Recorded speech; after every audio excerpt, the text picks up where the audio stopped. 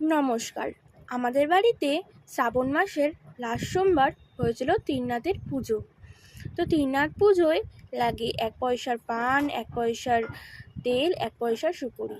এখন তো আর 1 পয়সা এগুলো পাওয়া যায় না, তাই 3টে পান, 3টে সুপুরি আর লাগে আর তেল। এখানে কিন্তু বাতাসাটা মেন। আমরা বাড়িতে ছোট্ট করে আয়োজন করেছিলাম। অবশ্য আগে আমাদের সুন্দর করে বড় করে কীর্তন হতো, বড় করে বেশ পুজো হতো। এখন জায়গার অভাবে তাই ছোট্ট করেই পুজোটি হয়। আর এইটা হলো আমাদের ওপরের দিকে রয়েছে সিংহাসন, সেখানে রয়েছে গোপাল, গণেশ, আর পাশে রয়েছে অনুকূল ঠাকুরের।